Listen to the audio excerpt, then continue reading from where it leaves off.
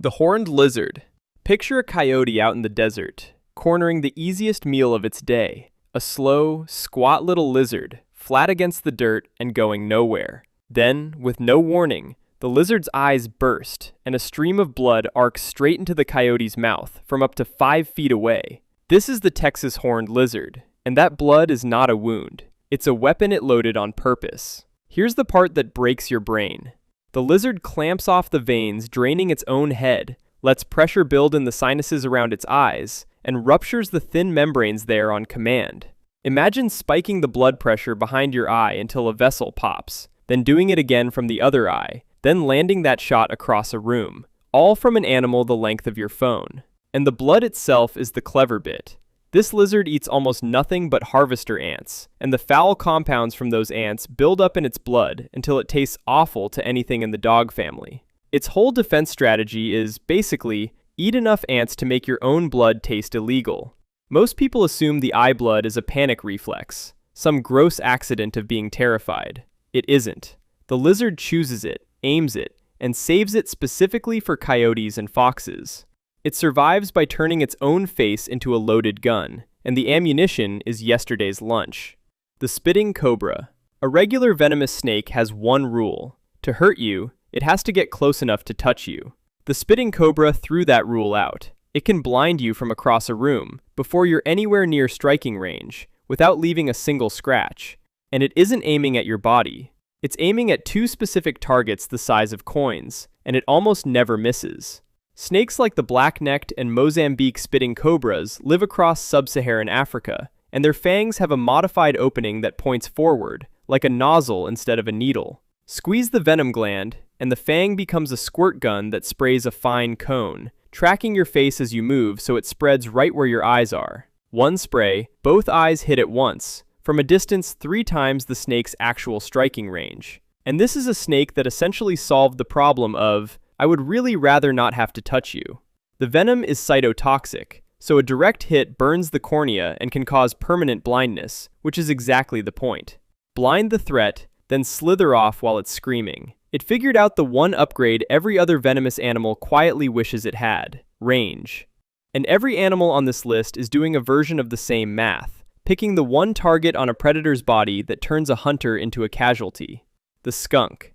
You already know to run from this one. The smell is so famous, it's basically a punchline. But the part nobody mentions is that the skunk is aiming, and it's deciding in real time exactly how to hit you. It can pick between 2 completely different attacks depending on how far away you are, and it makes that call in the half second before it fires. The striped skunk has 2 nozzles flanking its rear that swivel independently, and it can choose a tight, oily stream for a close target, or a fine, atomized mist for something farther out. It picks mist or stream the way you'd pick a setting on a spray bottle. The active ingredient is a group of sulfur thiols, the same chemical family that makes rotten eggs unbearable. And those molecules are so volatile they vaporize and drift, which is why the smell can be picked up over 3 miles downwind.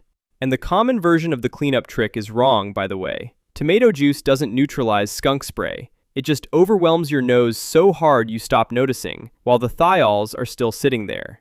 The skunk only carries enough for a few sprays before the glands run dry, which is why it stomps and lifts its tail to warn you first. It walks slowly and warns you twice, because it genuinely cannot believe you'd make it use this. If you're enjoying learning about creatures built like this, I post new animal deep dives all the time, and subscribing really helps. Thanks. The Bombardier Beetle. A frog flicks out its tongue and swallows this beetle whole. A second later, the frog is gagging, and it spits the beetle back out, alive and unbothered. Because the moment it hit the dark of that mouth, the beetle pulled a trigger and fired a spray hot enough that it should have cooked itself from the inside. It didn't, and the reason comes down to rhythm. The Bombardier Beetle stores 2 ingredients in separate chambers, hydrogen peroxide and hydroquinones in one, a set of enzymes in the other. Apart, they're harmless. The instant the beetle mixes them, they react in a tiny explosion that blasts out the rear, reaching 212 degrees Fahrenheit, the literal boiling point of water, pulsed out up to 500 times a second.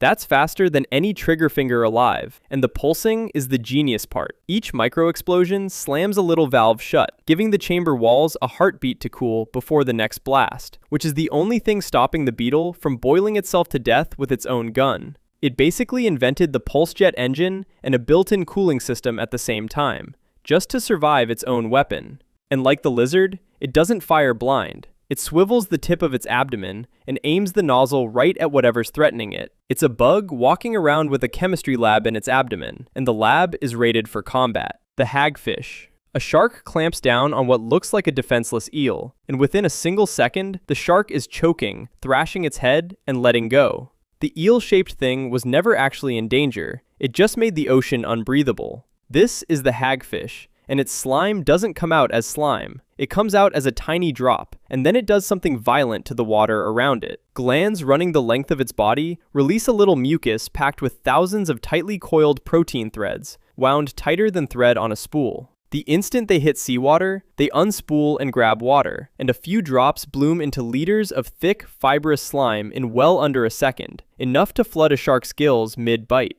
The slime works by clogging, jamming up the water flow a fish needs to breathe, and the protein threads give it the strength to hold under the rush of water forced through the gills. Turns out, the slime wasn't even slime a moment earlier. The threads are stored dry and coiled, basically dormant, and only explode into goo on contact with the sea. So the hagfish defends itself by drowning you in snot that wasn't snot yet. Somewhere along the line, biology looked at this animal and decided that turning water solid was a perfectly reasonable survival plan. It's been clogging predators with this exact trick since before dinosaurs existed, and nothing has ever come up with a counter. The Fulmar Chick. It can't fly, it can't run. It's a ball of gray down, sitting alone on a cliff ledge while gulls and eagles wheel overhead. And it is, somehow, one of the most dangerous things on that whole cliff. The Fulmar Chick doesn't hurt a predator directly. It ruins one specific thing about the attacker's body, and that's what does the killing. When something gets close, the chick projectile vomits a stream of bright orange stomach oil, firing it about 2 meters with genuinely good aim.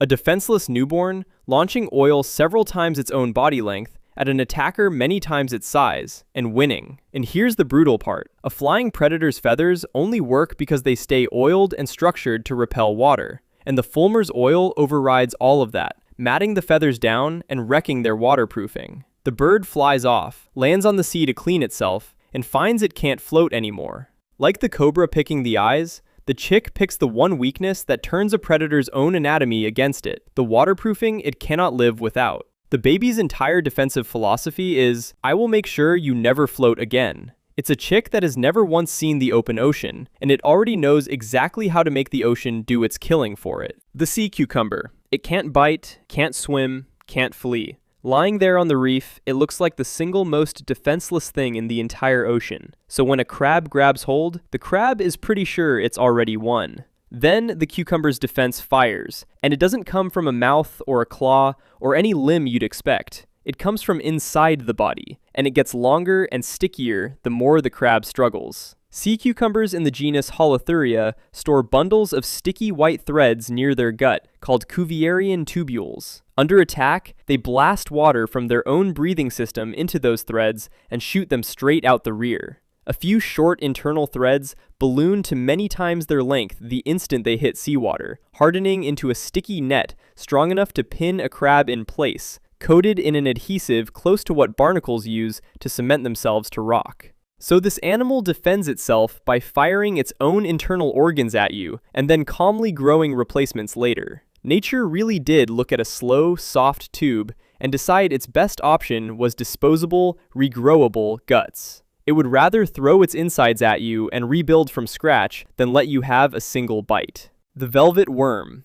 It's barely longer than your finger, soft, moving like a little legged tube across the forest floor, and nothing about it reads as threatening. Then it lifts its head, and 2 nozzles on its face quietly take aim. The velvet worm fires glue, and the glue doesn't travel in a straight line. It whips back and forth across the target on its own, and the worm isn't even the one steering it. Slime shoots from a pair of papillae beside the mouth, and the streams oscillate roughly 30 to 60 times a second, spraying a wide, sticky web up to about 2 feet, all with no fast twitch muscle doing the aiming. a soft worm that predates the dinosaurs, firing a self-oscillating glue net dozens of times a second from a body plan that's barely changed in over 300 million years. And the whipping motion is pure physics, not control. The worm just pushes the slime out fast, and the fast flow makes the floppy nozzles flap on their own, like a loose garden hose under high pressure. It basically outsourced its aiming to fluid dynamics.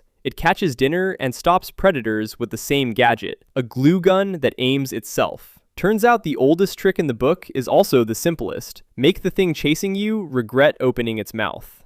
The Pygmy sperm whale. Imagine being a whale the size of a person, sharing the open ocean with orcas and big sharks that could end you in seconds, with no real speed, no teeth worth mentioning, and no pod for protection. That's the Pygmy sperm whale, along with its even smaller cousin, the dwarf sperm whale, and its entire escape plan lives in a sac in its lower gut. When something big closes in, the whale releases more than 3 gallons of dark, reddish-brown fluid from that sac in one enormous burst. One small, defenseless whale dumping over 3 gallons in a single release, enough to black out the water around a predator the size of a bus. The cloud is foul and noxious as well as dark, so it doesn't just blind the attacker, it scrambles its other senses, and in that confusion, the little whale just leaves. Despite people calling it ink, this isn't ink, and this isn't a squid. It's a mammal, and that cloud is intestinal fluid, the whale borrowing a defense from the very animals it hunts for food. Its whole panic button is release everything and exit immediately. A whale that survives by impersonating the squid it had for lunch. The octopus. Everyone knows octopuses squirt ink. But what almost nobody knows is that the smartest ones don't just throw up a smokescreen and hope.